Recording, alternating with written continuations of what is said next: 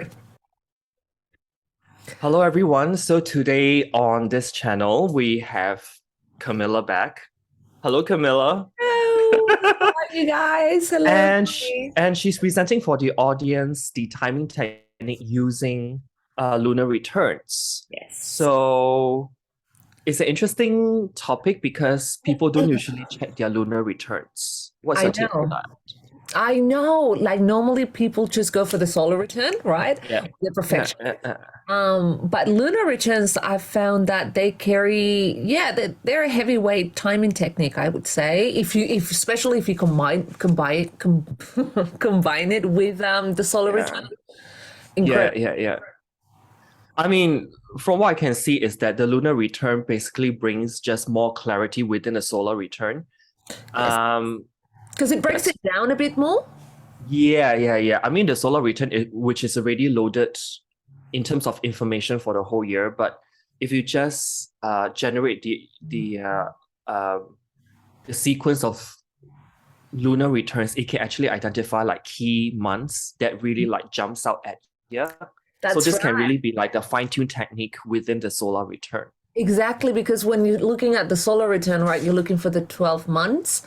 So you can get, it's 12 months. That's a lot. A lot can happen. But when you're breaking it down month by month, then definitely you can see which months are the most important ones and to pay attention to. Cool. So let's go on to see if you have any slides that you want to show the audience. Sorry, fully forgot about that. Okay, here we go. Yay, Lunar Returns. So, let me just start here. So, the lunar return. So what is a lunar return and how can we use it, right? So this is where we start explaining just from the basics. This is going to be, Donny and I were talking, and of course he said to me, this is not a webinar, girl, like, don't worry. And here I am, in a webinar format, right? So I'm very sorry. But it's just, we're going to try and do it, of course, in an hour and a half, maybe, an hour and 20. So it's not very, I don't want people to get overwhelmed and I don't want people to get bored either. So we're just going to go through it in a very simple, basic way. This is not a hard technique to understand. So if you do have an intermediate, I would say, knowledge of astrology, then you'd be able to pick this up straight away. And for people who don't have an astrology software, they can do it through AstroSeek. Yes, so astro.com or AstroSeek, they both have lunar returns, definitely. Perfect. Yeah. So, all right. Oh, I'm so sorry. So what are the lunar returns, right? So this is literally just like the solar return when the moon comes back to the original position in the chart, right? So say if you have a Pisces moon at 12 degrees, every month that moon will come back to those 12 degrees of Pisces. That will be your lunar return. This normally happens every 27.5 to 28 days. Yep. So for one solar return, there's 13 lunar returns. Yes, exactly. Yeah. Yes. So, magic number is 13. Yeah. Lucky number. It's a lucky number. So this technique shows you pretty much, how the month will go, how the planetary energies will affect your emotional state, the external events of that month as well, and where that emotional focus will be for the month, right? So this is everything that you can see with that chart. Now, two things that I want to point out before we continue is that, as I said before, it is best when you use this technique with the solar return, right? So when you use them together, of course, it's always good to use more than one predictive technique. I don't just recommend using one. And then second, use the location for wherever you are in the world for that particular lunar return, right? So if I'm from Chile, if I'm on the Gold Coast, I'm going to be using the Gold Coast as my location for that lunar return. Yes. I mean, if you think about lunar return, it's really the response to your environment, right? It reflects that. And also it also includes your emotions, feelings, interactivity, social well-being, and generally how creatively you react to the challenges and opportunities that life presents to you. That's how we'll see the lunar return. Exactly. So Yeah. always use the location of wherever you are in the world. Now, what to pay attention to? So I like this part. This is fun, right? So there's a few things I've just put here, the main ones, right? Right. So, of course, wherever the moon is located, and by that I don't mean by sign, because of course it's going to be in the same sign, but it's not always going to be in the same house, and it's not always going to have the same Definitely. aspects, of course. So, where in the chart is that moon? In what house? That, of course, will depend on the ascendant. Now, for this, I use whole sign house system. I know that Donny likes to mix it a bit. I think he used Placidus. I use Placidus, yeah. Yes. I personally use whole sign. The house system is completely up to you, though. Now, where the lunar return ascendant is, what sign is it? That's going to tell you so much about that chart as well, and the ruler of that ascendant, right? So if you have a Cancer ascendant, not a Cancer, Gemini ascendant, where is Mercury in that lunar return chart? That's going to give you so much more information based on the aspects and the house that it's located in. Now, if the moon happens to be in the 2nd, the 6th, the 8th, or the 12th house, I have found that these are not, okay, yes, they can be difficult months, yes. But also it can just talk about being more introspective months, right? So where you're not as extroverted, where you're not as out there, you're just, for some reason, for those 28 days, you feel a little bit more lonely or introverted, or there's something going on there. The aspects of the moon, as I said before, that is very important. Focusing more on conjunctions, squares, and oppositions. Now, the trines and sextiles, of course, are also very important, but I find that the ones that show the most, I guess, are these three main ones: the conjunction, square, and oppositions. What do you think? Actually, I'll just like to add 2 points, because the thing is that I found lunar returns to be very prominent as well if the ascendant ruler of the lunar return is conjunct the moon. Oh, 100%. Yes, as in when the moon is in an angular house, right? So, for example, like Gemini is the rising, and then the ruler of the rising, which is Mercury, is conjunct the moon. Definitely one of those key months. And also that if the degree of the ascendant as well, if it's like very early degrees, like 0, 1 degree, or in the middle, like 14, 15 degrees, or like 28, 29 degrees. 29 degrees will be a very important one. Yes. Those will also mark like, oh, okay, there's something important-ish going on. Yes. Lunar return And months. also to pay attention. I will add that to the slide as well later on, in case someone wants it. Now, the angles of the lunar return, extremely important, right?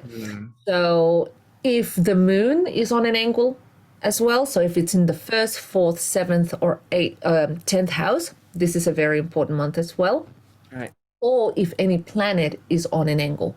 So say if you have Mercury on the ascendant, for example, as you said, or Jupiter on the descendant, these are important months too. Whatever planet that is on the angles, you have to pay attention to that. The sun position, also very important, by house, sign, and aspect. And I have found that sometimes the relationship between the sun and the moon in a lunar return tells you a lot as well. I do have my own example using my chart, because yeah? I do have a lunar return sun in Okay. aspect to a solar return moon. Right. There you go. And actually is an exact aspect. So that one is also an important. 100%. There's something important going on. I'll tell the audience later what it is. Yes. Yeah. Stelliums, right? If you have a stellium in the lunar return, very important. Pay attention to that. What planets are part of that stellium? What house is it in? And if the moon especially is part of that stellium as well.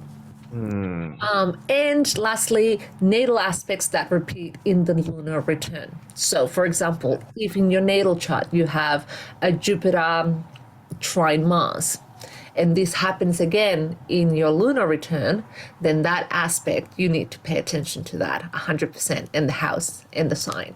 So these are, of course, it's not everything, but these are the most important points just to look at if you're starting to play around with the lunar returns. And also probably one more point, if there's any natal planets that receives the most aspects from a lunar return. Once you mix them, yes. Once you put the bi-wheel, once you clip the natal chart outside of the lunar return, you can see which planet is the most aspected in the natal chart. That can also mean something. For example, a stellium in the lunar return chart may be activating one of your natal planets. Is probably landing on top. Yeah, 100%. Yeah. So now, important months, right? So this is all based on my experience, and I'm sure, of course, Donny will give you his point of view as well. But I have found when the lunar return ascendant, and just like with the solar returns, by the way, but when the ascendant of this chart is the same as the natal ascendant, it gives the lunar return a lot more power. Right. So, for example, if you're a natal Gemini ascendant and the lunar return is a Gemini ascendant, pay attention to that particular month. It's an important one. If it mirrors your natal ascendant degree, super powerful. Even more powerful, 100%. Yeah. Now, the month will be even more important, of course, if the angular houses are occupied by cardinal signs. And this is because cardinal signs represent action, right? So if you have, a Capricorn, Aries, Cancer, or Libra ascendant on the lunar return chart, pay attention to that chart because it talks about a very active month, just to say the least.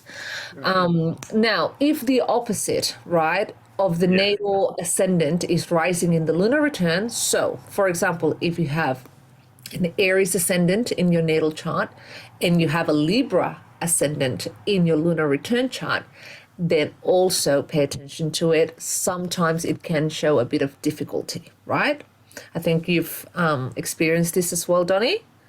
I think it's more of that during the lunar return month, there can be this kind of extra reactiveness towards external circumstances, right? When this actually occurs, and you can be extra reactive, and it's almost like the ball is not in your court, like what you've written, like on the It's kind of like the projected energy comes to you, so it may be more difficult for you to make the right choice. Exactly. Or you may have to confront something. Yes. Now, of course, you have to look at the entire chart, right? Just because you see this particular point doesn't mean that you're going to have a really bad month. Don't think like that. You have to look at and analyze the entire chart. Just, people forget that, sometimes. But no, it's not that. It's not like that.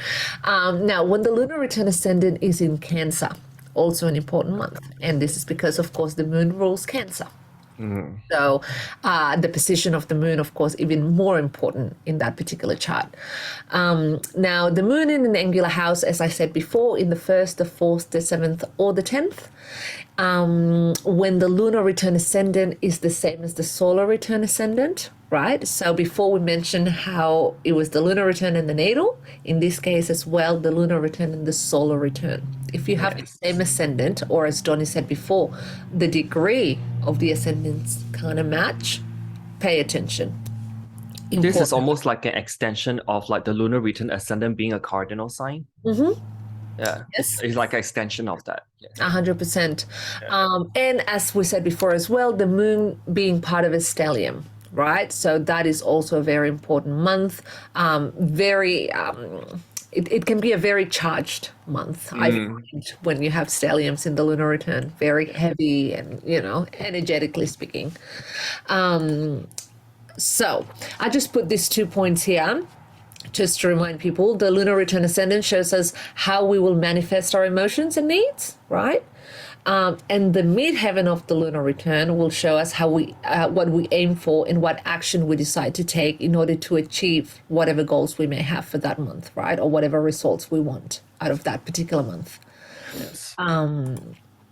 Now, I just did a brief like moon in the houses, right? Very brief, I promise. But just so you guys can have an idea, right? So what happens, for example, when the moon comes into the first, the second, the third house, you know what to expect, right? What topics to expect. With the first house, of course, social interactions, relationship with women, with female energy is very prominent.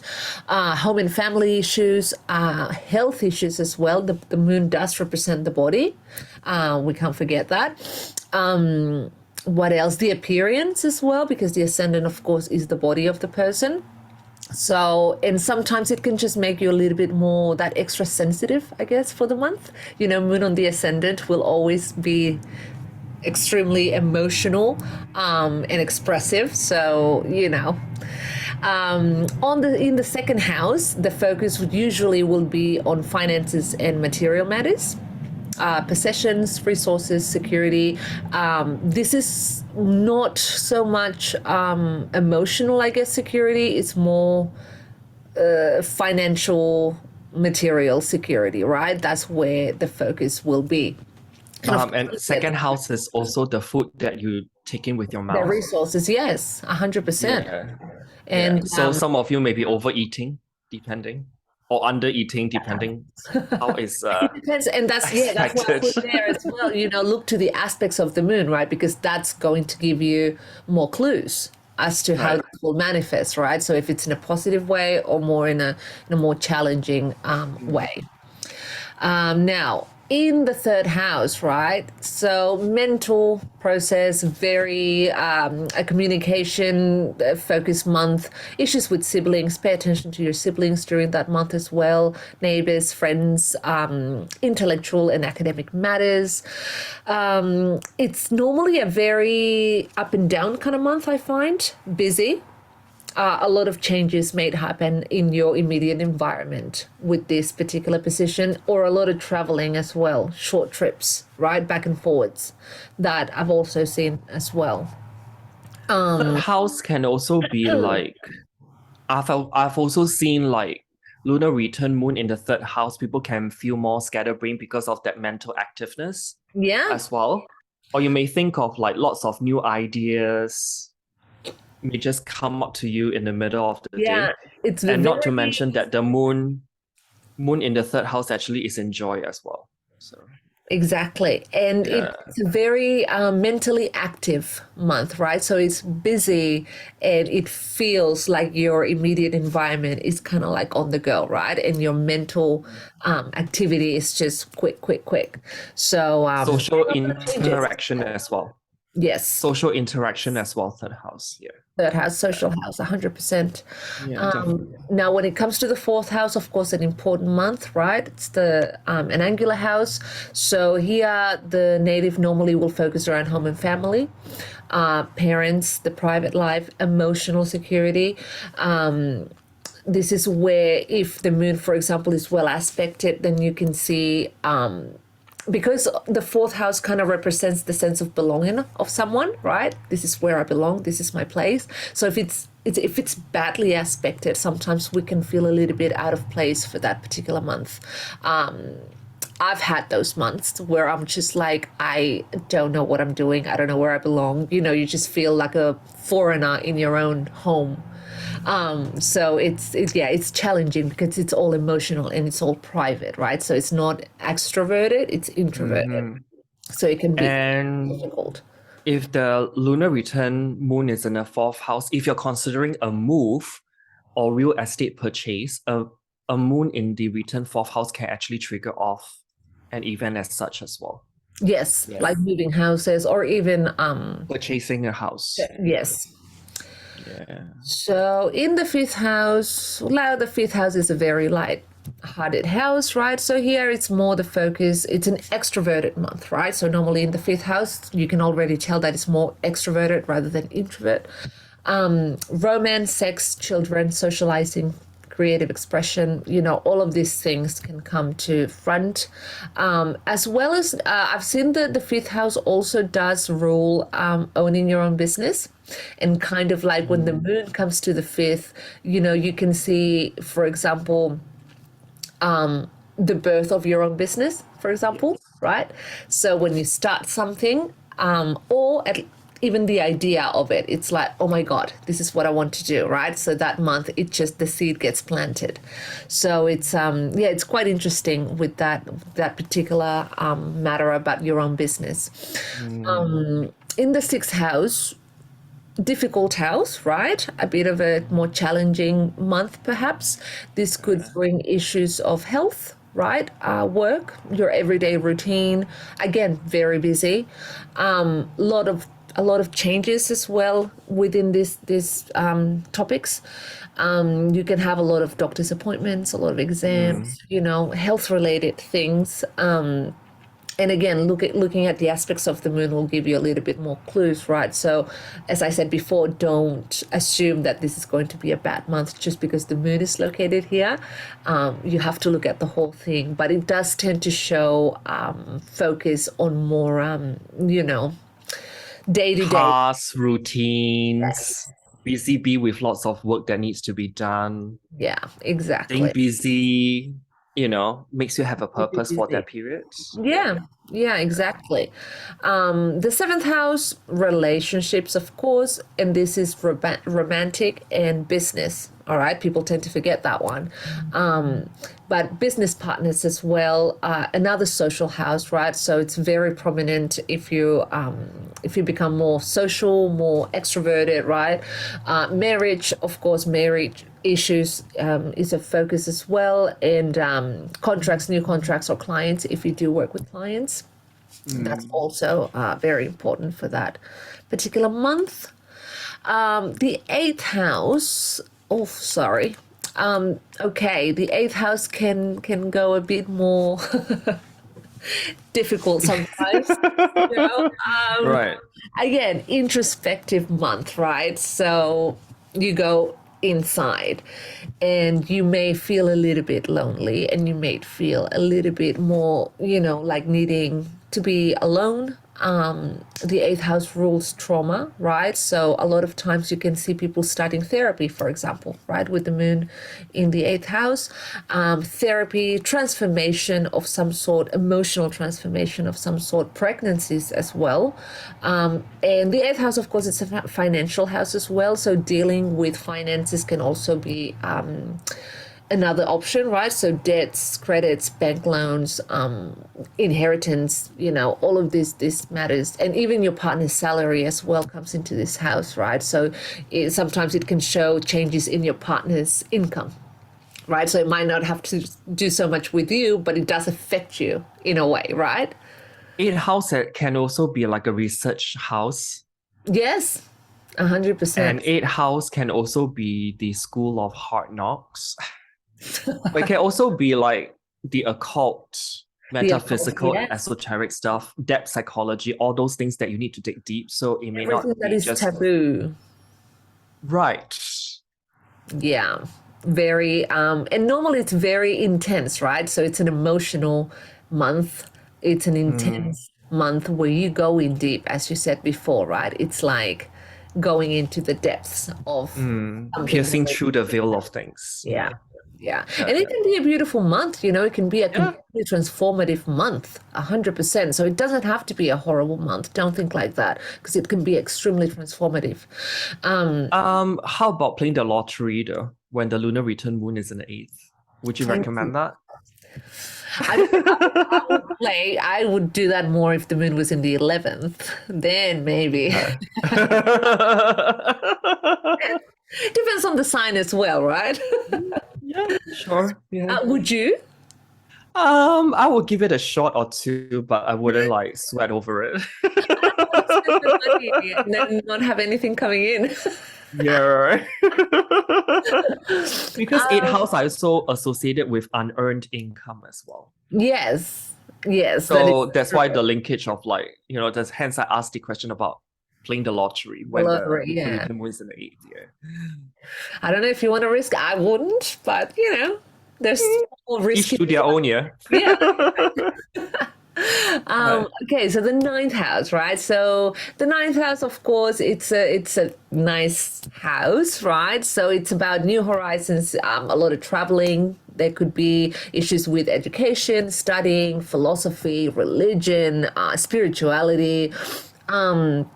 It's about emotional evolution. Sometimes I've seen, like it is a very spiritual month normally with the ninth house, the moon in the ninth house, whether it's Right. through traveling, whether it's through studies, whatever it is through, it tends to have that very spiritual tone to it. But also, of course, on the other hand, you could be dealing with legal issues. Let's not Right. forget that one. That's more of on the, down to earth, right? So legal issues, that could be a thing as well, or issues related to foreign places or foreigners. Or your belief systems Yes, get 100%. somehow like challenged actually, or go through some kind of fluctuation. Yeah. Well, it depends, again, aspects of the moon, right? So if you have different Right. aspects coming from the ninth house, then yes, definitely you could have some challenges there. No doubt. In the 10th house, the moon in the 10th house, okay, beautiful placement, number one. Angular house, and normally the focus, of course, is in your public life, social status, career, profession, vocation, right? This is also normally when I look at marriages or divorce, the 10th house, I look at the 10th house a lot.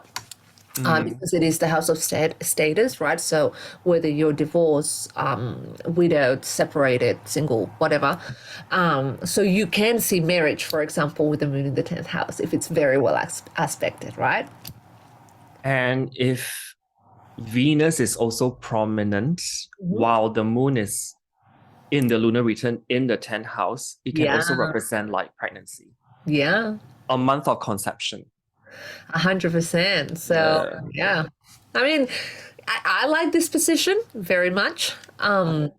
Depends what you want, I guess. The 11th house. So the 11th house, as we were talking about before, is the house of hopes and dreams, benefactors, community, friends. It's a social house again. So, all of these themes can come to play. They become more prominent. The 11th house also does talk about the salary and the income of the person. So you can see the moon being here changes to that income, right? Because moon, it's all about changing. So you can see that as well, whether it's for better or worse, will depend on the aspects and the position of, as in like the planets that the moon is aspecting, right? A square to Saturn, yeah. 11th house can also be friends with benefits. Oh, okay. Oh, I love it. So if the any of the audience wants to go for, those kind of relationships, then lunar return moon in the I'm thinking 11th more like your house. hopes, your goals, your dreams, and you're like, well, friends with benefits as well. Because the 11th house is also about going after desires. Exactly. Yeah. Whatever your desires are, really. So so just want to put it out there. Look at the aspects. Yes. 12th house, final house. So another introspective month, another month where difficult themes might come up or challenges, right? So the 12th house tends to rule over suffering, isolation, exile, traveling as well. So there could be issues of this matter, right? So you can have like some frustrations. There could be the need to retreat. It's a very spiritual house as well. So these themes can also come to play. Meditation and preparation for the future is advised. Is not an action, as in like it's not a month where action is required or needed. It's more, prepare. Then maybe next month you can act. I mean, it's really about rejuvenation of the self, right? When the lunar return moon is in the 12th house. So I would say don't try to force things if No, you can. it won't work, unfortunately. Right. And I that's mean, where that frustration can come in, right? but also the good thing is that it lasts for 27 and a half days. Yes, exactly. We're not talking about a solar return here. It's not 12 months of it. It's just 28 days. You can Yeah, do it. 28 days, yeah. Now, we will see just briefly again, what each planet represents in the lunar return. Very similar, of course, to a solar return or a natal chart, but just briefly, the sun will show you in the lunar return where the focus will be, right? So the themes related to all masculine figures, authority figures, father, recognition, and fame about your vocation as well, right? So look at the sun if you want to see these topics. The moon, of course, is where the emotional focus will be, where your vulnerabilities might be, where the major themes of the month will develop, right, depending on the house. Again, issues with the mother or female figures as well can be very prominent. Mercury is how we're processing the information for the month, how we are communicating our thoughts and emotions, how we're learning, what are we learning. It can indicate, of course, travel as well, and of course your siblings. With Venus, what we're attracting, right? Right. Relationships, money, women. It represents, of course, women, intimacy, sensuality, not sexuality, that's more Mars, but the sensual part of us, marriage, and social activities or social events. Mars is normally where we have to be more assertive, right? So where your energy will be focused, where or how you will be channeling that motivation to do something, what motivates you, but it can also show you the area of conflict as well. So where you might, depending on the aspects, of course. Jupiter, area of protection, expansion, progress, abundance, optimism, right? With Saturn, here we have more of the emotional restrictions. It shows you where the responsibilities are, the emotional limitations sometimes. There could be suffering, pain, depending again on the aspects, and the lessons that we need to learn for that month. And also karma. Karma. Oof. Yeah. Uranus, what we're breaking away from. Simple. Where do we have to look to find our freedom? So that's Uranus. And it will be sudden. Like that, and or unexpected as well. Yeah. Neptune, where and how do we heal for the month, right? And finally, yes. And also unfinished business, Neptune. Neptune, yes. And losses as well. If we're getting lost, this Neptune can show you why or where in your life it is that this is happening. Yeah. Pluto, what area of life are we transforming? Where do you need to go in deep? Where are your traumas and how you're going to transform them? And again, Pluto, if of course it's aspecting the moon, yes, it becomes very important, right? Or any other of the personal planets. But if it's not, then I tend to focus more on the personal planets a lot more. Just a note though, if the outer planets, I think from Jupiter onwards to Pluto, if it's aspecting your moon in the lunar return chart, this actually means that by transit, these planets are doing just that. Yes. So this is part of the longer term picture as it unfolds. Yes. Yeah. Always have to keep that in mind. Yeah. Now, we're just going to go to a quick example of a client of mine. Now, this is the lunar return chart, right, of hers. Now, no, but look, I really like this lunar return. And, when she told me about what happened, right, she contacted me and she told me about, what's happened and blah, blah, blah. And I was like, oh, my God, I wonder what your lunar return looks like. And I went and had a look and I was amazed because it's quite literal, So here, for example, we have an Aries ascendant, right? So immediately we can see that this is cardinal signs. So the cardinal angular houses, an action driven month. We have Jupiter very close to the ascendant, right, at 6 degrees. And we have Mercury almost conjunct the descendant as well. So these two planets become very important to us, right? Now the moon, of course, she has natal moon in Aquarius, and it's in the 11th house, right?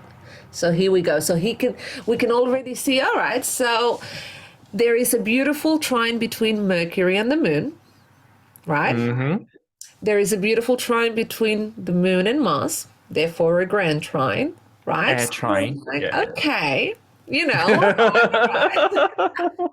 Then we look at the ruler of the ascendant, right? So Mars, where is Mars? Mars is in the 3rd house, part of this beautiful grand trine. Relational houses, by the way. Social 7th and 11th. Yeah. Yeah, and then we look at the sun, right? The sun is in the 6th house, right?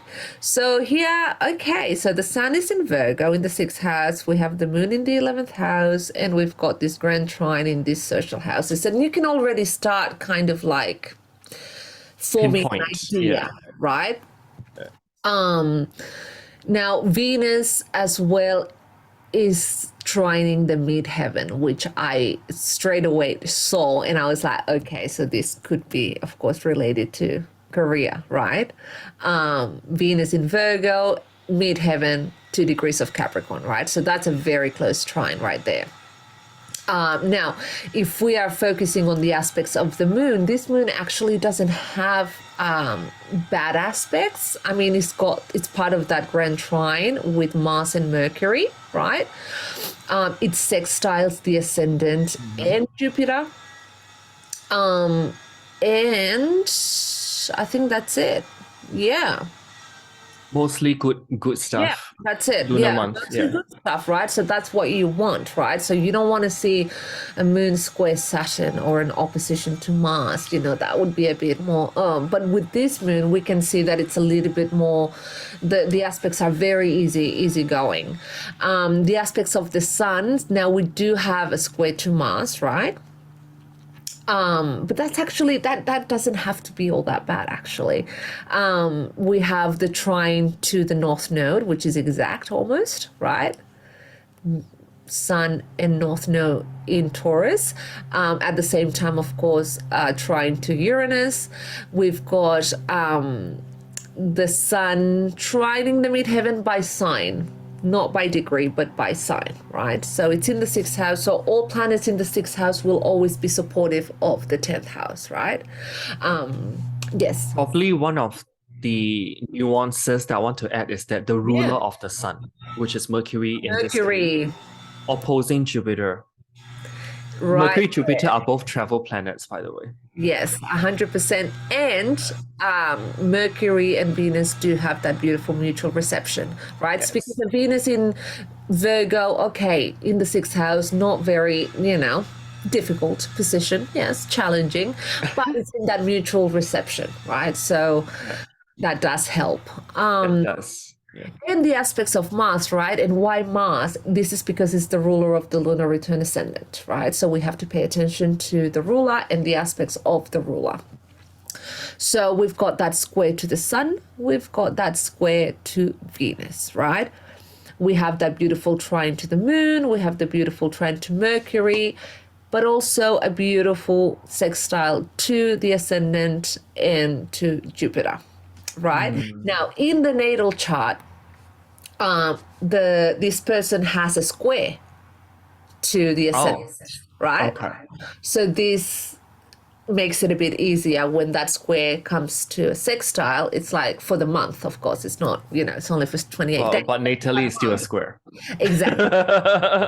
Yes. And that's important to point out as well, Now, I did put the planets on angles, right? So we did say Jupiter on the ascendant and Mercury on the descendant. So normally when you see in the lunar return Mercury on the descendant, we can see a lot of communication, a lot of agreements, contracts, businesses, partnerships of all kinds, romantic and business, speeches, interviews, debates, there's just a lot of interacting and social activity. There's a lot of, noise. Right? And then Jupiter conjuncting the ascendant in a lunar return. This is very much, of course, about optimism and self-confidence and believing in yourself, right? And believing that you deserve something, or that, if I want something, I can do it.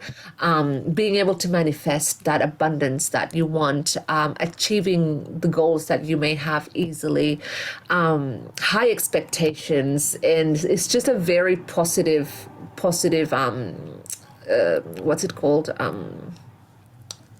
Help me out. I've lost Well, the in Aries, it's actually new precision. beginnings as well. And Aries, of course, yeah, Jupiter loves being in Aries. It's in an angular house. I mean, it's a strong Jupiter. Even though it's retrograde, it's still a strong Jupiter. I also take into consideration, and I don't know if you do this, but I take into consideration the sect of the chart, right? So here, for those who don't know, sect is simply to identify whether we have a nocturnal chart or diurnal chart, right? So Yeah. if the sun, right, this guy here, if he's below the horizon, so below this line, then that means we have a night chart, right? So if it's below the ascendant. If this guy would be, if he was in Sagittarius, then we would have a day chart, right? Because it's above the ascendant, right? So in this case, it's a night chart, which means that Saturn becomes the malefic contrary to the sect. That's just fancy The words. greater malefic. Yeah. Yeah, just fancy words for saying, Saturn is, the bad guy in your Right. chart. And Venus would be the benefic contrary to the sect, so the good guy, right? Now, it's interesting, right? This is interesting. I found it very yeah, because you see Saturn, right? So this is the bad guy, but he's in rulership, right? He's retrograde in the 11th house, and we have a weak Venus, right? Because it's in the 6th house and it's in Virgo, so that's a very weak Venus. But the fact that Venus is in that mutual reception with Mercury, that is a mitigating factor, and it helps a lot.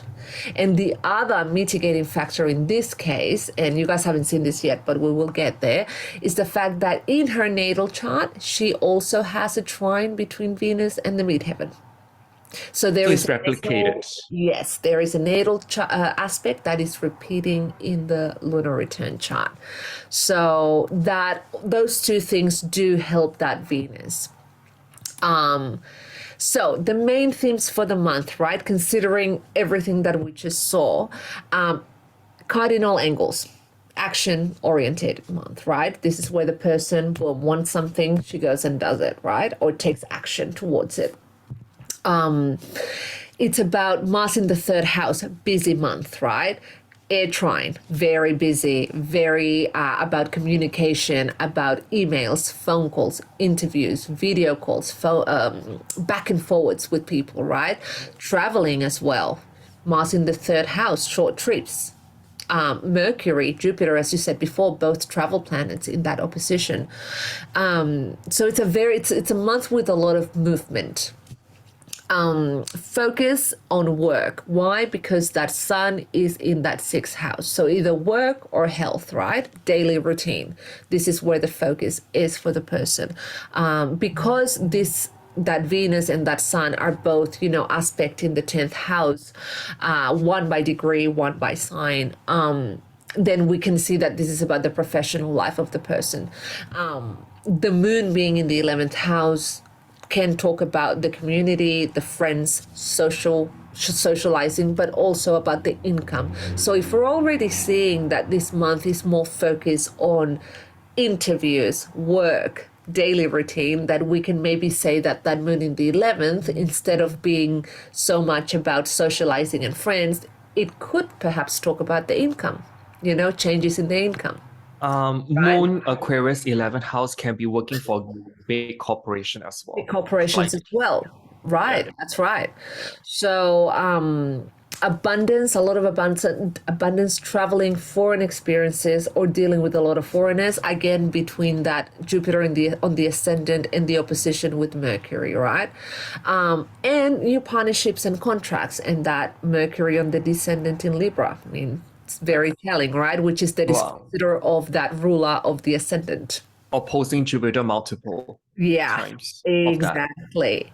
So what happened to this? Oh no, wait. No, before I'm just ahead of myself because I'm so excited. But the synastry aspects, that's right, because normally you can analyze, of course, the lunar return on its own of 100%. I always like to pair it with the natal or with the solar return, right? Or the Or both. but yeah, right? Yes, 100%. This will just it could give you more information 100%, but it also kind of brings the whole thing together, I find, right? So in this case, right, we can see I've put the natal chart on the inside, and the outside would be the lunar return. So as we can see, this person natally is an Aries ascendant, right? So the angles are repeating. So that's one thing. That's where it starts. Okay, so it's a cardinal lunar return month, and it's the same ascendant as the natal ascendant. Okay, important month. If you see this, pay attention, right? Now we have the ruler of both charts, so Mars, right? So Mars in Gemini here. Mars is also the perfected Lord. And of course, we're not going to get into perfections, but if you do know what that is, in this year, she is 36 years old, so therefore she's ruled by Mars for the year. So Mars becomes a very important planet to her. Now, sextiling that ascendant and sextiling the natal ascendant as well, and that one is actually a lot closer. Right. As you can see, 12 degrees and 10 degrees. This person with that Venus in Virgo, as we said before, she has her natal Venus at 11 degrees and the lunar return at 3 degrees, meaning that in about 2 weeks' time, she was going to have her Venus return. Yep. So that's something to pay attention to as well, right? So if I was doing a forecast for this person, I would be, of course, analyzing her solar return, lunar return, and in this case, I'd have to analyze the Venus return, right? Because it's happening so close. It's within that month, right? And Venus, again, is what we're attracting. What is it that we want, right? What do we desire, right? Moolah, money. Money, right? Money, honey. In her case, right, in her natal chart, Venus does rule the 7th house, but it also rules the 2nd house, right? So we are talking about finances, resources. 7th house, yes, it's about romantic relationships, but it's also about partnerships, contracts, right? Clients. And because her natal Venus, it's in Virgo, normally the transits of Venus, at least, will bring her more work-related things rather than romantic related things, right? And so, of course, in this month, Venus was in Virgo as well. Now, as you can see, this is very interesting because she's got the lunar return Venus, right? As we said, trining the lunar return midheaven. Right. And we have the lunar return sun trining her natal midheaven and natal Mars. Right? So I thought that was really nice. And if we're going to go on that Mars, right, we have a beautiful trine in the lunar return between the moon and the Mars, whereas in the natal chart, it's an aversion to the moon. So again, this is kind of picking up, right? So even if it's just for 28 days, yes, the moon and Mars in her natal chart don't see each other, but at least for this month, they're in a beautiful trine and they're part of a grand trine. And Mars is in the 10th house, right? So we are talking about professional life, vocation. What does she want to do with her life? Her goals as well. Some exciting news pertaining to that. Exactly. So it's all, as you can see, you can start putting things together, right? Once you start seeing this with the natal chart. So do we want to know what happens? Yes, we do. This person, so about the traveling, oh my God, sorry, not thank you yet. About the traveling, the native is originally from South America, but she's of German descent, right? Okay. So she lives in Berlin, in Germany, meaning that she's away from her family. right? Because they're in South America. So for this month, the mom actually went to visit her in Germany after a long time, and they were able to reunite. I think they reunited in Italy, and they went traveling around. They just went to Italy, Spain, and I don't know what other countries. But again, the Mars in the third house, short trips, right? Because yes, we're going to another country, but in Europe, I mean, it's not like it's from Germany to Australia. Then yes, that would be more 12th or ninth house, but because over there you can take a train and be in another country in a matter of hours, like it's short. Within the same continent. Yes. So it's very third house related, right? So we have that moon in a sextile to Jupiter, right? So moon representing the mother. In this case, the moon does rule the fourth house, right? And it's in that beautiful sextile to lunar return Jupiter. So, you can already see Jupiter ruling the ninth house, bringing that foreign side of it as well, the traveling. So just that reunion can be seen with that. In regards to her professional life, during that month, she decided that she wasn't happy with her current career, job. And so she decided not to quit, but to start applying for other jobs, right? She was like, no, I'm done. I need to get this, the ball rolling. So she started applying, and she got a phone call back from this particular job that was in Frankfurt. So she lives in Berlin. The job is in Frankfurt. Third house. Again. So she had to go to Frankfurt, right, for the interview. It was a face-to-face interview, and she was successful. She got that job, and it was an awesome company, she said, and she was quite excited about it, but it wasn't what she wanted, right? It was like she wanted more, and this is sometimes what you can see with that square between the sun and Mars, right? It gives you that oomph, that, hey, I want to break through this, and I know I want more. And there could be a bit of tension there because, but it's an action taking aspect. And so at the same time that this was happening, she gets a phone call from Amazon. Have you heard of that company? And she gets an interview with them, and of course it's very exciting, but the interview process with Amazon apparently is excruciating, to say the least. There were 7 interviews all up that she had to go through, and with the first one, she told the person that did the interview that unfortunately, she really wanted that job, but she couldn't wait for them because the process was too long, and if she was going to give notice to her current job, it had to be done yesterday. Right. So the guy really liked her and really responded to the interview and sped up everything for her, like the whole process, and she ended up having 4 interviews in one day, and then the other 3, the first one was that one, and then there was 2 left that were in between those days, and then she had that answer within the week, and that she was successful and she had a job at Amazon, so this chart. And I really wanted to do, a really hopeful, I guess, like a nice lunar return chart to see what to look for when you want to get out there and you've decided that you're done with what you're doing, that you need a change, and, but you don't know what to look for, like what month will, might this happen. Look for these signs. This is a very telling chart. On its own, just the lunar return on its own, it's very telling. I mean, you've got the natal midheaven conjunct. No, you've got the lunar return midheaven conjunct natal Neptune. Neptune, yes. And then you've got that Venus supporting it via the trine.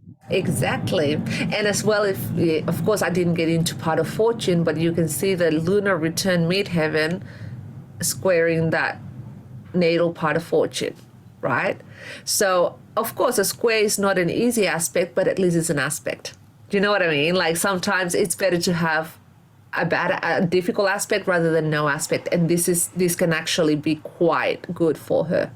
So, it is very again telling. This particular lunar return does.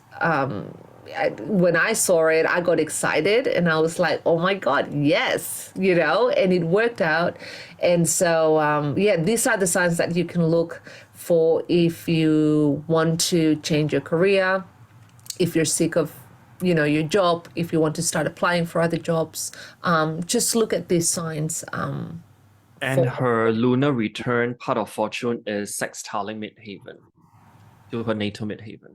Yeah. Yes, it is. Yes. Well, there you go.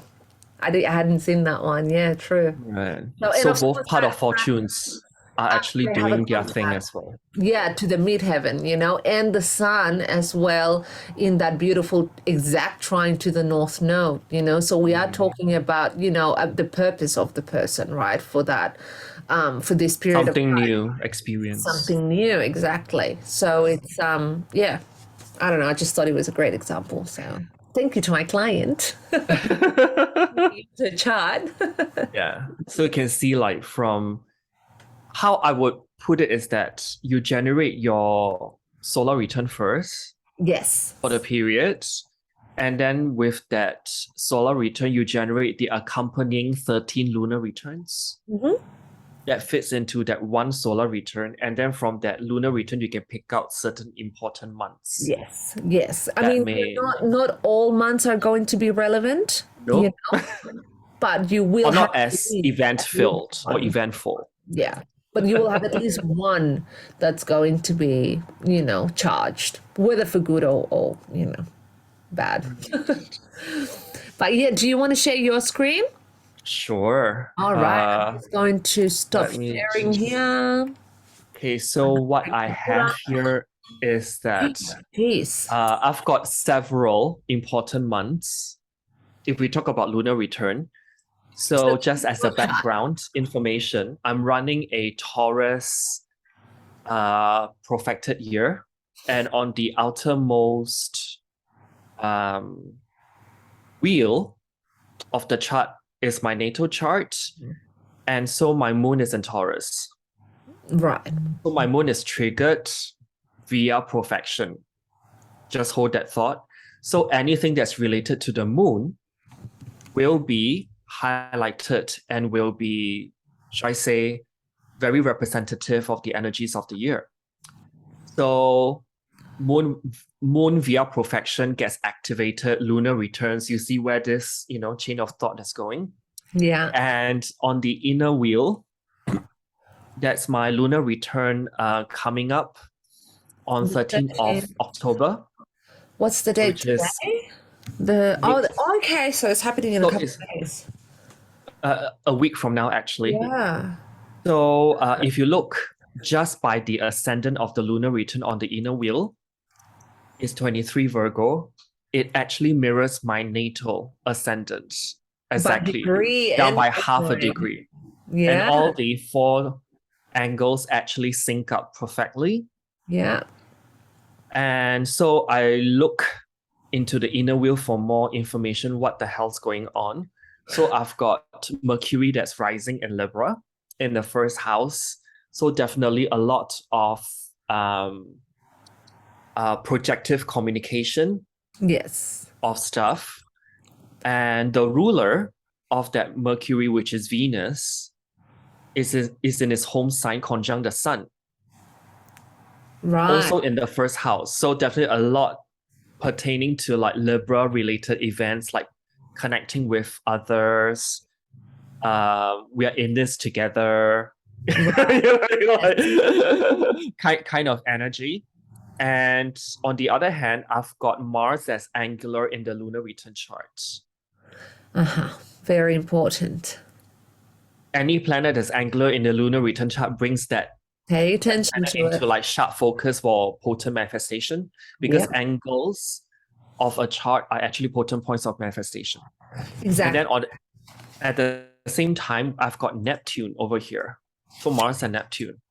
Yeah, I actually Yeah, Mars on the midheaven, 100%. So it's kind of like finally taking charge of what it is that you want to do, right? Professional And speaking, like what it is that you're aiming for. Gemini is the Gemini is the sign of learning some stuff, and Neptune, which is close to exactly square, also on angles in the lunar return chart. So if we talk about Mars and Neptune, is the spiritual warrior. Yeah. Or the fusion of energy. Yeah. As well. Something along that line. And I've also got Jupiter, Chiron, Vertex all in the 7th house, which means that I'm going to engage with something pertaining to those themes. Right. And at the same time, not to forget that Saturn is in the 5th house of downtime. 5th house is also like, there's another meaning of the 5th house, which is past lives pertaining to esoteric learning and lineage. Right. As well. Because the 5th house, if we use derivative houses, this is for like more advanced astrological people who are into that. The 5th house is actually 8 houses from the 10th. Right. And this can actually represent like that attunement to esoteric, metaphysical, sacred teachings, perhaps in a past lifetime as well. There's also the 5th house energy. Mm-hmm. And I've got part of fortune right beside Saturn. Yes. Yes.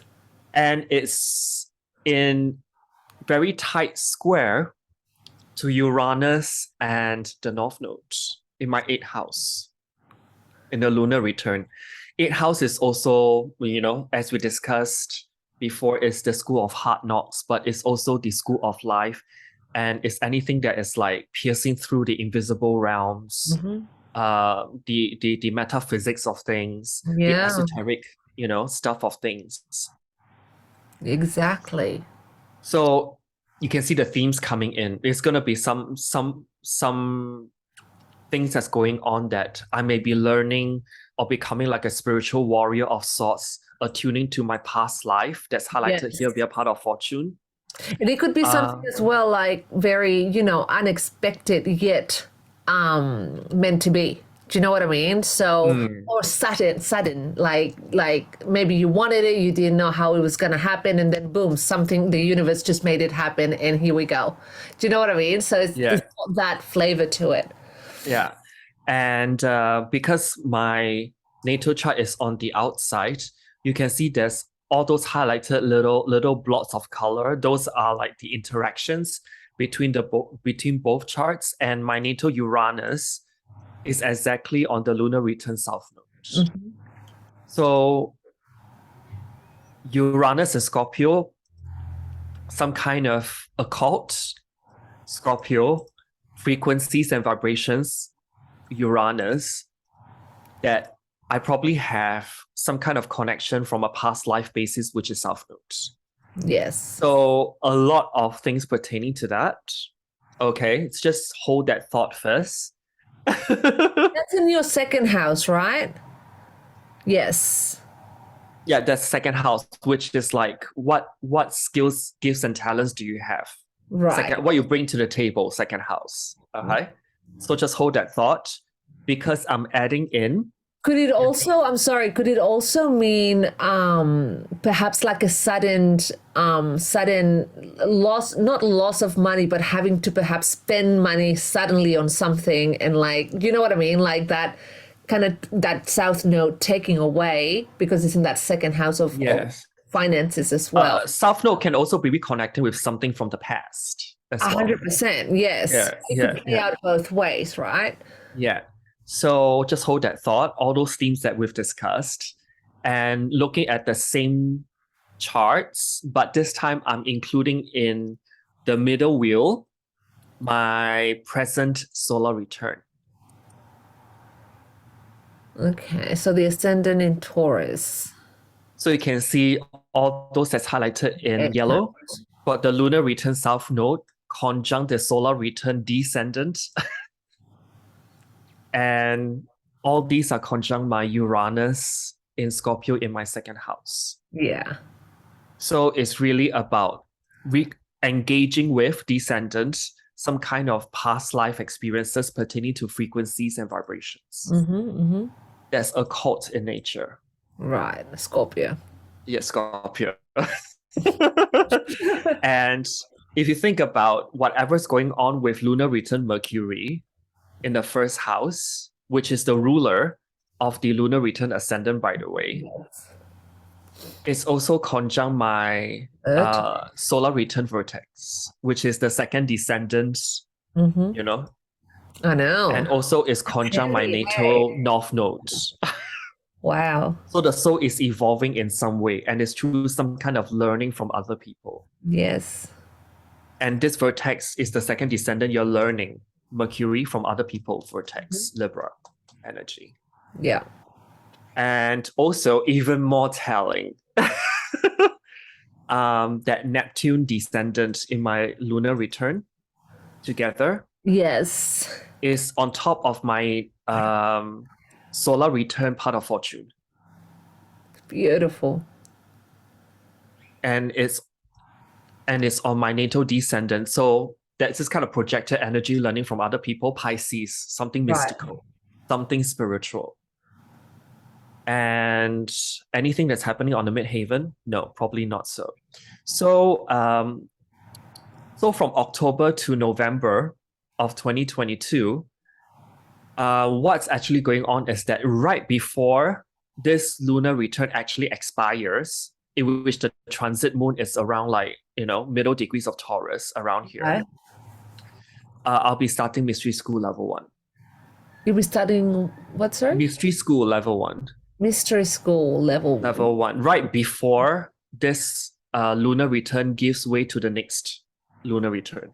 And mystery school, just for people that we don't know, what would that be about?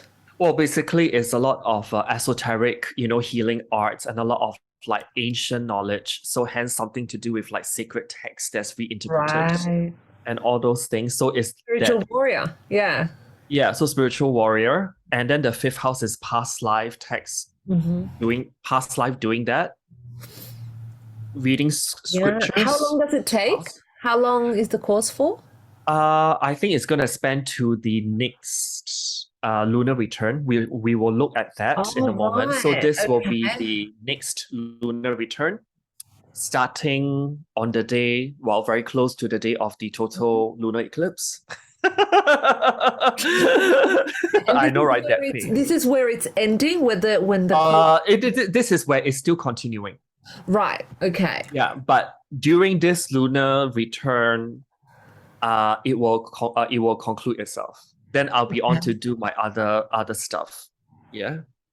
So now let's look at this lunar return that's coming up immediately after the last one. Okay. So your natal chart is on the outside. Natal chart's on the outside, lunar returns on the inside. Right. And this time I've got an Aquarius rising. In the lunar return, yes. In the lunar return, conjunct Vesta, which is that devotion. Vesta can also mean sacrifice. Sacrifice, yes. Vesta can also mean some kind of work that's involved as well. Spiritual work. It can also mean that Vesta, because it is rising so close to the ascendant by less than 2 degrees. And very interestingly, my lunar return midheaven and IC axis is at 0 degrees. So it's a new beginning. Anything that's 0 degrees, new beginnings, all of those things. The midheaven is at 0 degrees of Sagittarius. So there's more of this kind of rebirthed from something. You can see the light more kind of energy. And it's more spiritual attunement is also Sagittarius. And the ruler of it, Jupiter, is at 29 degrees of Pisces there. Yeah, retrograde though, but it will turn direct. It will turn direct. So there's this kind of a completion of events like what Camilla just mentioned, because the ruler of the MC is at 29 degrees. It's a critical degree, 29 degrees. Like it's about to shift. But this time it's moving slightly more backwards because it's retrograde. So I'm not really done yet. Yeah. I was going to say that. I was like, are you sure this is when you're done? Yeah. Probably this is not when I'll be done. But during this lunar return, it will conclude, and I'll be going on to like grid with many other wonderful people who have before me done this. Yeah. So we'll be connecting with a group energy as well. Aquarius, a group community, yeah, who's running a certain frequency, modality, vibration, all Aquarius energy. And you can see there's so much 9th house lunar return energy. I was going to say, you have a stellium, you know, you have to pay attention to the stelliums, remember? Yeah. And the sun is part of that stellium. And the stellium actually highlights my Uranus again. That's right. Uranus. Yeah. So community Uranus, you know, this group of people. And what else is there? The part of fortunes are actually exact, close to. Yeah. And that sun in the 9th house in Scorpio, you know, like again, the sun is where you're going to be focusing for the month. 9th house is all about, of course, traveling and foreign affairs, but also belief system, spirituality, religion, if you will, you know, philosophy, academic studies, you know, learning. So learning from a foreign person or in a foreign country, you know, things of that matter. And of course, in Scorpio, as we said before, taboo things, right? Things of the occult, astrology, tarot, metaphysics, you know, all of these things. So yeah, it's very telling. Yeah, definitely. And what's even more telling is that the 4th house, which represents home environment, like where I am right now, is conjunct my natal Mercury. So I'll be staying at home learning, literally. Yes. So and you're doing this, it's like you're not going to be going somewhere like to class per se. It's gonna be literally 4th house energy, and also that Mercury over there, remote learning. That's what it is. Remote learning. And is it in like from a teacher or an institute in Singapore, or is it a foreign? They'll be live streaming from Ireland. Right. Okay. House can come. So it's that 9th house energy and then that 4th house energy. I'll be doing this long distance learning 9th house via Zoom. Basically. That's what it is. Cool. Literally speaking. Awesome. Yeah. And my Mars and Saturn conjunction is pretty close to land on the lunar return 7th house.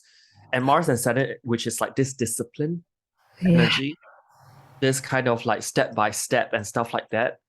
I will be tested, I suppose, but it's coming from the heart. So I gotta attune for my heart, stay focused on the goal, and really go for it. Yeah. So I'll be engaging with the energy a lot throughout this period. It's gonna be testing. Perhaps a lot of like this combination Mars and Saturn can also represent like initiations as well. Yeah. Italy is my 12th house, so a lot of spiritual initiations. I've already been going through that quite a bit. Takes a toll on my system. But hey, you know, you gotta be like a, you know, spiritual warrior. Yeah. So that's your natal, right? On the outside, yeah. Outside, yes, in your natal. So that's coming into your 6th house of the lunar return. So but so close to conjunct the 7, you see, like 25, 25. Yeah. But still, I mean, I would still be paying attention to your health as well, because this could be very, you know, it could be exhausting energetically speaking. So, you know, there could be that feeling depleted of energy, for example, you know. So yeah, just watch out for that too. And if I were to bring in the solar return on the middle wheel, then you can see that. What else do I want to add?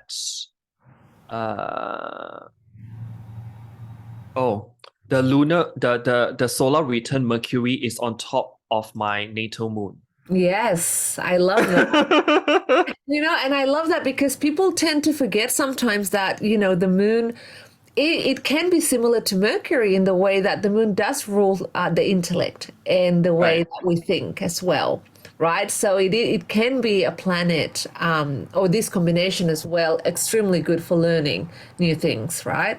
So I mean that in itself is very telling, moon. And I've furthermore plotted some like Arabic lots or parts for those who are interested in that as well onto my solar return Mercury. And then my solar return Mercury has got Arabic part of courage.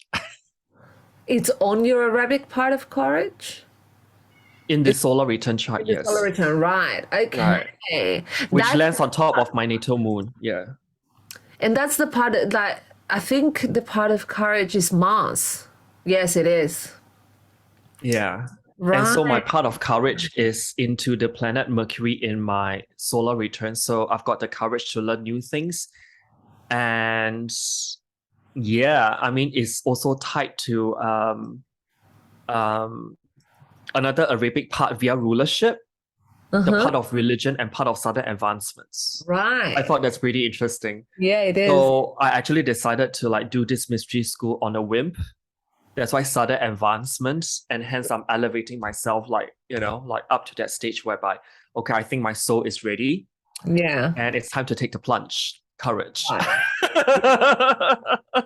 Just go for it. Yeah. Yeah, go for it. And my lunar return moon in this cycle, just for simplicity, is falling to the lunar return third house, which is the house of joy as well. So it's connected to the high priestess courses, energy. Right? The third house does rule the courses, the learning as well, the communication. So this is very telling, Donny. Yeah, this is very telling. Yeah. So I'm going to move to two other charts later on. In this solar return year. Right. And by the way, this present mystery school, just as an ending note, it will complete on 22nd of November. Right. So about 2 weeks after this lunar return is still not done. But I think I'm just like spending the rest of this lunar return assimilating a lot of things. Oh yeah. So it lasts for a month. It starts on the 8th and ends on the 22nd. Right. Okay. Yeah. Okay. Yeah. So you're gonna keep. But what's really even more telling is that two part of fortunes that's like highlighted here. Yeah. One on top of the other, and I use Placidus. So this part of fortune is in my 12th house. Yeah. So a lot regarding like mystical stuff like that. Get my shit together, Virgo. Yeah. I love that. And I love that you use Placidus as well, because, I use whole sign, you use Placidus. We can give, people the two kind of examples, right? The two points of view and how we both do our thing in different ways. But really, it's the same thing, right? The language is one. So, this is awesome. And not to forget that the lunar return ascendant Vesta conjunction, it highlights my solar return Saturn. Yeah. Which is in exact square to solar return Mercury. So there's this, in my solar return, there's this square. So there's already this kind of, okay, this square actually mobilizes me to like have that part of courage within me to really dive in deep. To esoteric stuff that deals with vibrations, frequencies, all those things, alchemical stuff, Aquarius. Yeah. Okay. All those things. And with my lunar return midhaven at 0 degrees, is this new beginning of things, this new wisdom, this new knowledge. Hopefully I'll be, putting that into my So Sagittarius, actually, I've been wanting to go to mystery school for the last 10 years, and finally it happened. It needs all this to come into to motion to make things happen. Yeah. Good on you. All right. So the next one, I'm gonna skip to March. It's still within my solar return period because my birthday's in June. I'm a Gemini. So this chart is my lunar return on that's gonna happen on 26th of March 2023. So it lasts for 27.5 days. Right.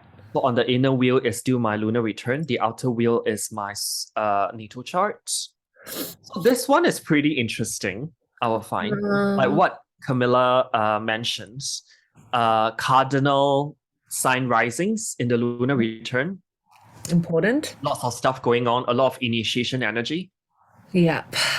So Definitely. the ascendant is in Capricorn. But more importantly, Mars is at 0 degrees of Cancer in this lunar return. 0 degrees of the cardinal signs is really like Yeah. Mars the 0 degrees of the 4 cardinal signs is part of the world axis. Hence, it's got that extra. Yeah, and in the one before, you had Mars conjuncting the midheaven, if I'm not wrong. Was it? Yep. The one in October. Yeah. That one there, yeah. And then now in March, you'll have it conjuncting the descendant, right? Right. Okay. All right. Right. So some shit's about to go down. Okay. Yeah. And what's really more interesting is that the lunar return midheaven is conjunct my natal north node Beautiful. in my first house. Yes. So there's a lot of like elevation to achieve an aim in order to evolve the soul, north node. Yeah. Hopefully in a balanced way, Libra. Yes. Bring yes, more yes. harmony and peace, Libra. And also, Pallas Athenas, Yeah. which is also another work-related asteroid, is in the 7th house in Cancer. And this will be landing on top of my natal Venus and Black Moon Lilith. Nice. So a lot of feminine energy. Yes. But that Pallas Athenas, because Pallas Athenas in mythology is born out of Jupiter's or Zeus's forehead. So there's a lot of like spiritual wisdom to be gained as well. Something pertaining to Venus and Black Moon Lilith-ish knowledge. Ish. I'll tell you what is it later. And And what look, else? the sun in the lunar return, you have it conjuncting the IC. IC and also is landing on top of my south node as well. Yeah, so you've got Mars as an angular planet, and you've got the sun as an angular planet. So these are two very important things to pay attention to as well. So what I've highlighted in color is really a lot to digest, and like some heavy stuff is, going to be initiated. There's definitely. So if I actually plug in the solar return in between the two charts, you can see that my solar return Vesta, it's landing on the Arabic part of Southern Advancement. On top of that, lunar return Saturn. So it's about that devotion again, Vesta, and to put things into concrete physical manifestation. And I absolutely love this Jupiter, solar return Jupiter conjuncting lunar return Sun. And natal south node. Oh, yeah. In Aries, in your... All in Aries, all in Aries. All of that. Only if you put in the solar return, then you can put another layer to the picture. Yes. You've got lunar return, Sun, and 4th house cusp, solar return Jupiter, and the south node. And Jupiter is the energy of going overseas. So what I am doing over this lunar return is that because the solar return Jupiter is squaring lunar return Mars, I'll be going on a trip. You can call it a pilgrimage. Oh, right. I didn't know. All stuff. Okay. Yeah. So I'll be doing just that. Okay. And of course, my solar return Jupiter is squaring my natal Jupiter. Yes. So a lot pertaining to all this energies coming forth. I can see my 7th house. There's so much of things I need to highlight here. Yeah. So there's a lot of engagement with the external world. Yeah, and so is your 4th house. The 4th house is also very active. Yeah, so it's angular. And then the 3rd house, which is like is a traveling axis. Yeah. And I've got Saturn and Vesta. So I need to make that trip to have that advancement as well Right. because of the Arabic part on top of solar return Vesta. Yeah.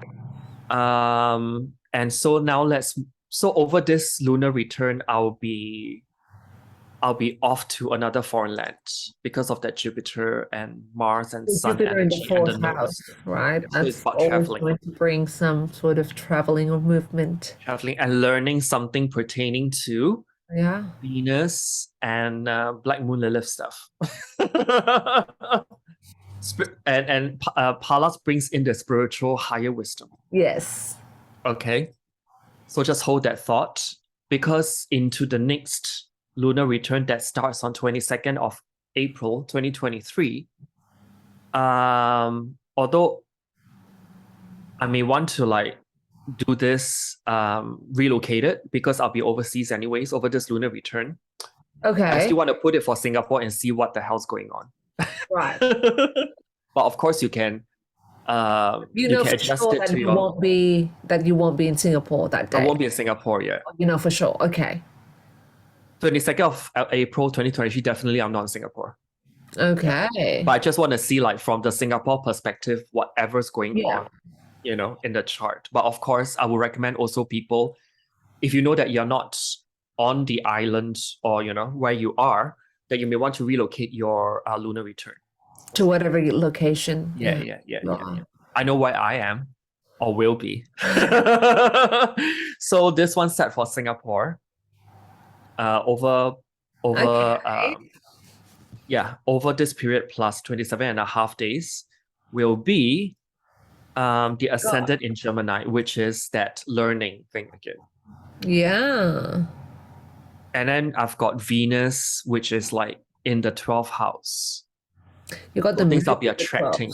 Okay. All the mystical stuff, 12th house, like what we discussed earlier. Yeah. And the moon in the 12th house, and as you said, for this return, you won't be in Singapore. And the 12th house does talk about traveling, right? To foreign lands.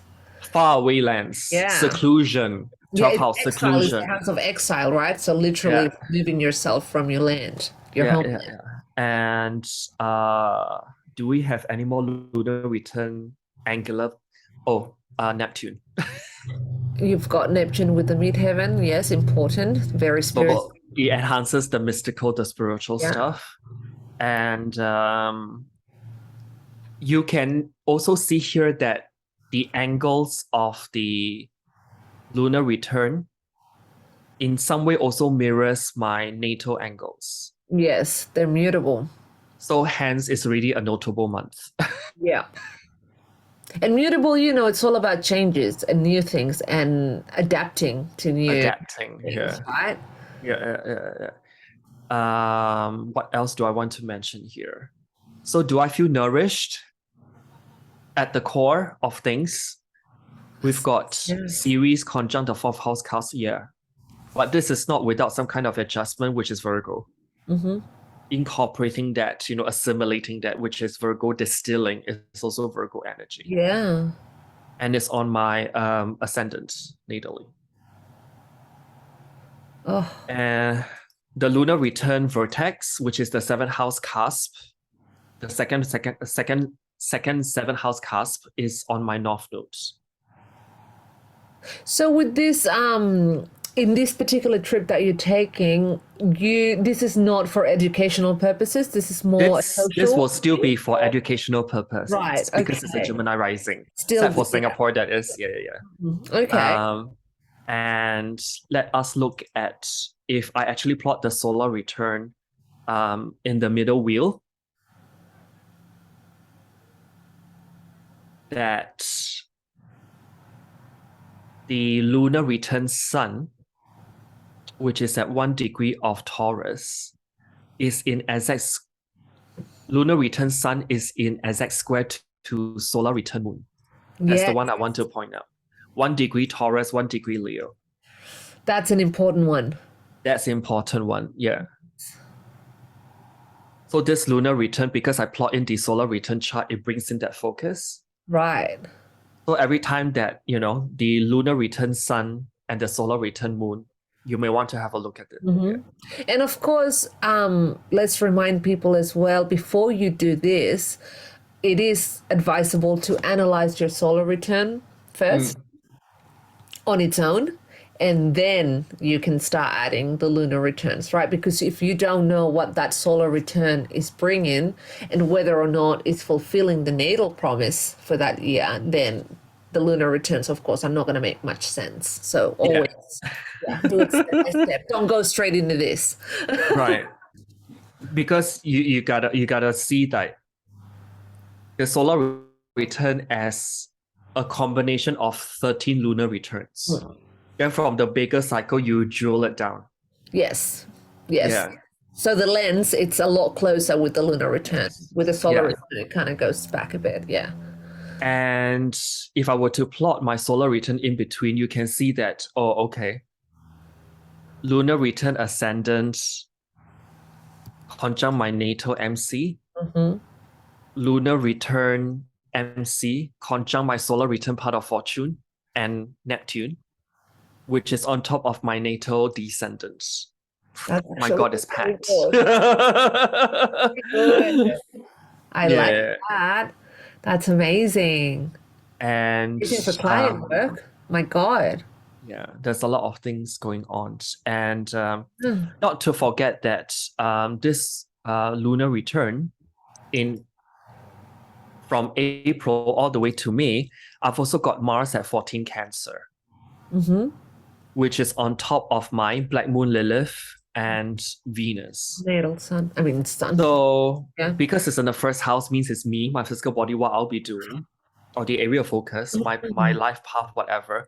So what's going on over these two cycles is that what's going on? I'll be taking a trip to Europe. Are you going to Ireland?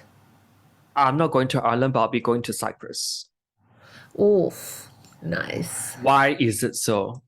It's due to this Pallas Athena's, Venus, and Black Moon Lilith, because I'll be learning one more level of mystery school, which is dealing with heart mastery and the feminine lineage.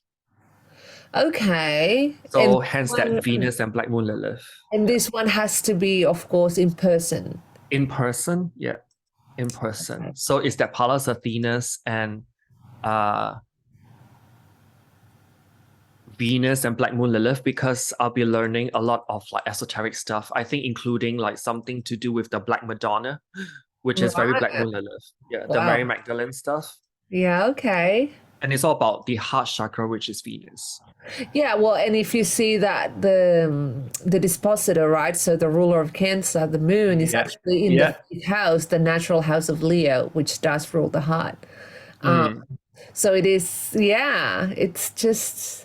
it's a beautiful. And 5th house is also the connection with perhaps my past life experiences reading scriptures. Could be, yes. Yeah. And if I were to move that to the next cycle after this, we've got Mars activating this Black Moon Lilith and Venus again. Yeah. In the lunar return over here. And you'll still be in Cyprus then for this one? I'll still be in Cyprus, yeah. How long are you there for? 3 weeks. All right, okay. 3 weeks, so for most of your return.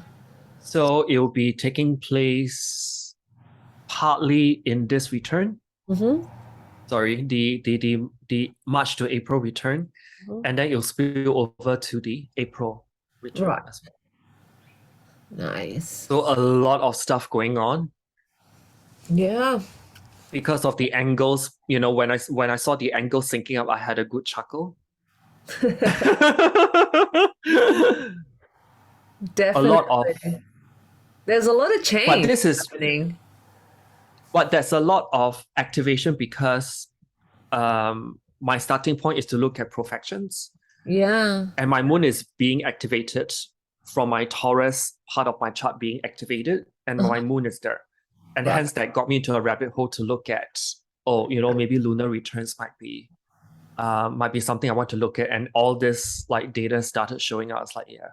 And and I love that in the lunar return you've got that Uranus Mercury conjunction in the 12th house, because that actual aspect Right. in the house does talk sometimes about channeling, Yeah. receiving messages, being Right. connected to your higher self, more connected to the universe, the messages that you may be able to channel somehow. So it's a very spiritual placement, this one. And of And course, the also Mercury as all well. this here, Sun, Vesta, and the North Node, all in tight conjunction. Very tight. And I think this one will be right about when the lunar eclipse a solar eclipse is going to take place, or right after, actually. Right. Because 20th of April, if I recall, 2023, there's a hybrid solar eclipse happening at 29 degrees of Aries. Of Aries, did you say? Yeah. Oh. We will have the first eclipse in Aries coming up in the last day of Aries season. Right. Okay. So this is right after, hence the node and the sun are so close together. Yeah. That's the eclipse. Nice. And then with Vesta clipped in between these two. Yeah. It's that devotion, all those stuff. And sacred place is also Vesta as well. Yeah. And all of that, of course, conjuncting natal, what's it called? Chiron? Well, it's relatively close. Yeah. It's classified as a conjunction, I think. Not exact, but it does have that energy influencing the whole thing. So it's all about that healing energy, right? Yes. Yourself and others, not just others. But then the lunar return, Juno, is right beside the moon as well. Yeah. So it's about that, devotion again, and that, knowing that you are more empowered to do more, but at the same time, you're also bearing a lot more responsibilities when you have such a wisdom and knowledge to come with that. I love it.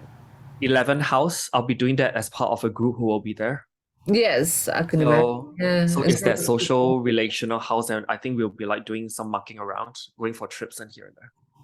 Yeah. That's awesome. Yeah, so that is all I have. Thank you for sharing that. That was cool. So a lot of stuff that's going on with me from a lunar return perspective. Yeah. Because my moon is triggered via profections, and hence important. Yeah. Pay attention. And I just zoomed in on my solar return moon as well. Yeah. And from there, I just kind of picked out, So guys, if your lunar return sun and your solar return moon they are in aspect to each other, also an important thing to note. Yes. Yeah. It doesn't matter the aspect, I usually go for the major aspects. Yeah, no, of course. But as in, like, even if it's an opposition or a square, I know they're difficult, but you have to pay attention to them because they're important. Very important. It can really mobilize you for some event-filled period, I would say. So do you have any parting words? Where can the audience find you? So as you guys know, I am not big on social media, but Instagram, cam.fendley. Donny will put it in the notes there. My website as well. But yeah, thank you so much, everyone, for watching. I hope you guys enjoyed this. I hope we didn't go for too long. I know there is a lot of information that we tried to put out there. I tried to keep it as simple as I could because I know that, of course, the level of knowledge is not the same for everyone. So we do have to cater for all. So I really do hope that it showed. So thank you so much. And thank you, Donny, for giving me the opportunity for being. Oh, no problem. I mean, I'm always here to feature people who I vibe with. Thank you. So till next time then. Yes, 100%. Thank you so much, everyone. Bye.